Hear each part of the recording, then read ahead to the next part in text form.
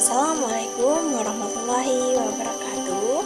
Perkenalkan, saya Ranti Fitri Darsi dari Program Studi Pendidikan Kimia, Fakultas Ilmu Keguruan dan Pendidikan, Universitas Maritim Raja Ali Haji.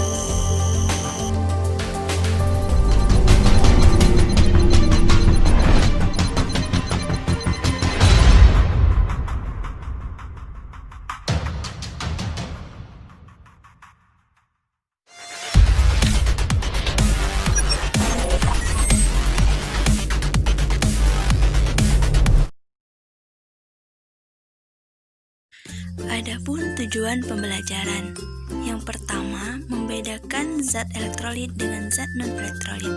Yang kedua menyebutkan peran zat elektrolit dan non-elektrolit dalam ilmu kimia. Apa itu elektrolit dan non-elektrolit? Daya listrik dibagi menjadi dua, yaitu larutan elektrolit dan larutan non-elektrolit.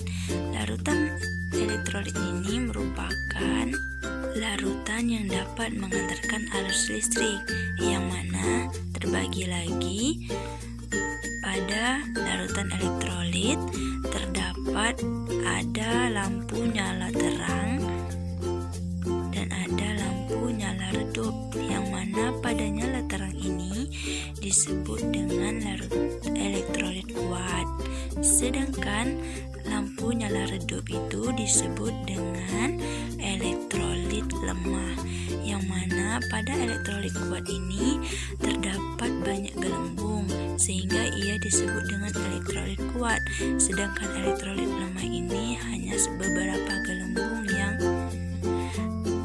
terdapat. Pada elektrolit kuat ini sangat kuat menghantarkan arus listrik. Kemudian bagaimana ciri-cirinya, yaitu lampunya sangat terang dan gelembungnya sangat banyak. Kemudian elektrolit lemah. Nah, pada elektrolit lemah ini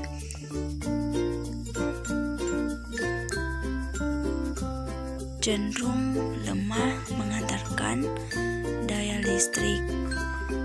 Ciri-cirinya lampu redup atau mati, gelembung ada atau sedikit. Kemudian itu ada larutan non-elektrolit.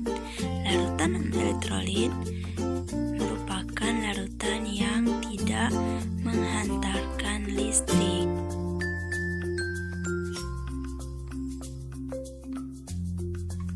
Nah, jadi pada larutan non-elektrolit ini ciri-cirinya lampu mati dan gelembung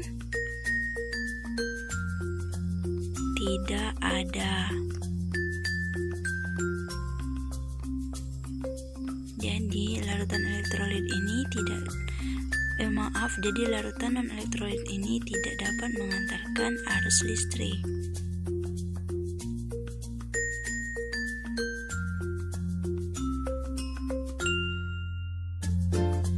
Selanjutnya kita akan membahas yang pertama, yaitu larutan elektrolit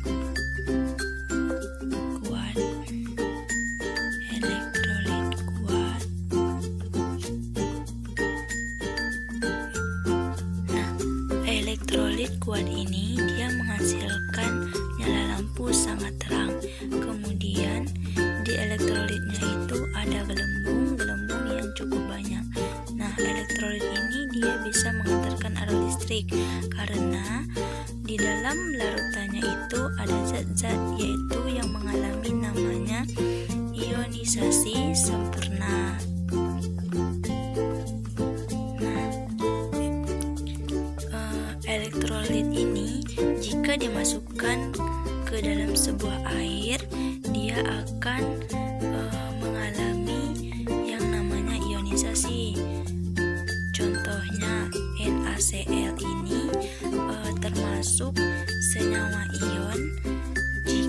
dilarutkan ke dalam air, itu akan mengalami ionisasi dan membentuk ion positif, kation Na+, dan anion Cl-. Nah, apa yang dimaksud dengan ionisasi sempurna? Nah, ionisasi sempurna ini artinya bahwa semua zat-zat yang dimasukkan ke dalam pelarut semuanya berubah menjadi ion-ionnya Na+ dan Cl-. Kemudian yang kedua ada larutan elektrolit lemah. Elektrolit lemah. Nah, perbedaannya dengan larutan elektrolit kuat yaitu ionisasinya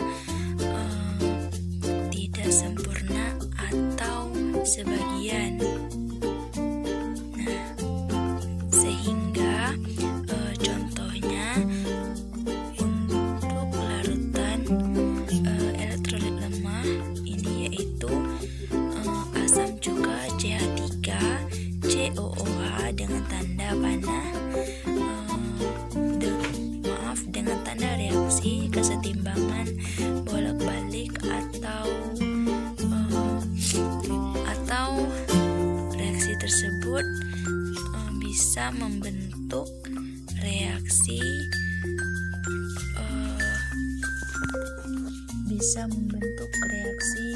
mula-mula, atau reaksi tersebut bisa balik lagi CH3COOH- plus CH3COOH- ditambah. Selanjutnya adalah elektrolit dan non-elektrolit dalam ilmu kimia. Dalam ilmu kimia, pemahaman elektrolit dan non-elektrolit penting untuk mempelajari zat seperti asam, basa, dan garam. Dan larutan seperti sifat koligatif larutan, reaksi kimia dalam larutan seperti elektrokimia, elektrolisis, dan efek koligatif larutan terhadap kesetimbangan kimia serta perhitungan kimia, yakni stoikiometri larutan.